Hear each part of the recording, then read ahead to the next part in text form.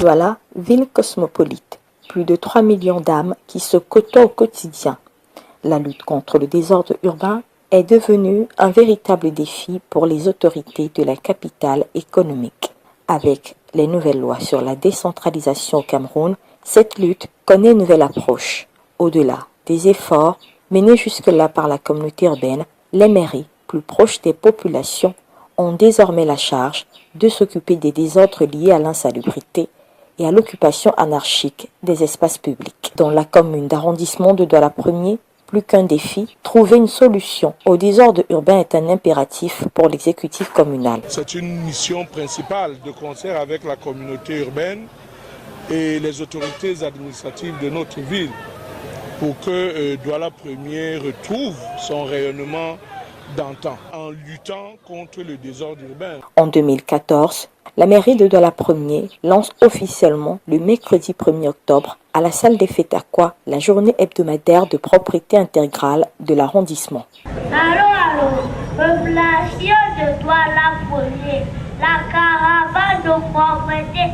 est véritablement à marche.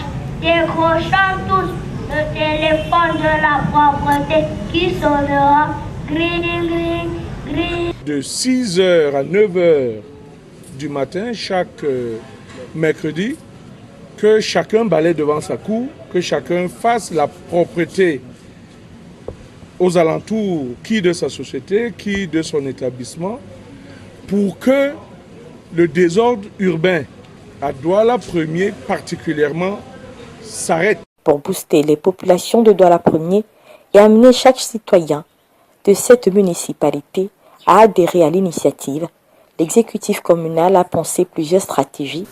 On a mis en place des structures qui doivent accompagner la mairie pour assainir l'arrondissement. Nous avons les associations de quartier, les comités locaux d'hygiène et de salubrité qui nous accompagnent. Au niveau des écoles, la mairie est en train de mettre en place les clubs de propriété au sein de chaque établissement. À la date de ce jour, on en dénombre une quinzaine. Nous avons institué des concours de propriété, 6 variantes. Le quartier le plus propre, le marché le plus salubre, le jardin le plus beau, l'association la plus dynamique, l'initiative la plus éco-citoyenne. Ainsi donc, des clubs de propriété dans les lycées et autres établissements scolaires sont primés pour leur engagement à rendre leur environnement propre. De même, des services essentiellement dédiés à la lutte contre le désordre urbain voient le jour. Notre mission première et principale est de maintenir la propreté au sein de notre environnement. Passé cette phase de sensibilisation et face à la persistance des comportements contre-productifs de certaines populations, une phase de répression est alors lancée. Elle est matérialisée par des opérations coup de poing, des sanctions éventuelles. On leur envoie des convocations pour se présenter afin de les sensibiliser encore à la chose publique. Maintenant, passé cette étape-là, il y aura lieu de dresser des procès-verbaux qui seront signés par le maire, pour leur dire ce qu'ils encourent par rapport à la réglementation urbaine concernant l'insalubrité. Par la suite, s'il y a récidive, la mairie sera obligée de s'en référer au procureur de la République. Parce qu'à ce moment, il y aura des contraventions qui seront établies. Et comme on le sait, le code pénal qui est en place a prévu ces cas-là. Et sur le champ, soit il paye ses contraventions, soit il y a la contrainte par corps. Cette phase va connaître un tournant décisif avec la prestation de serment des responsables en charge de la lutte contre le désordre urbain. Un moment important dans la phase de la répression engagée. Que le serment nous confère le pouvoir de dresser valablement les procès-verbaux et de mettre la procédure répressive en marche.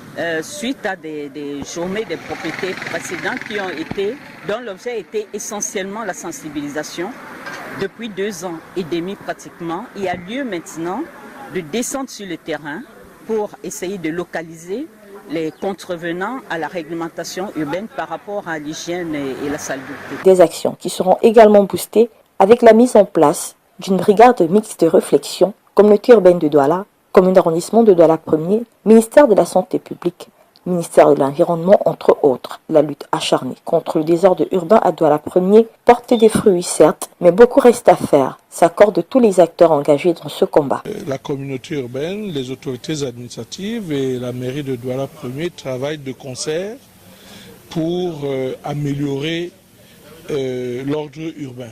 La fédération des actions de toutes les parties prenantes est donc vivement souhaitée par l'exécutif communal, ainsi que la mutualisation des efforts afin d'éradiquer le désordre urbain sous toutes ses formes pour que Douala 1er, en matière de propreté, reste véritablement premier.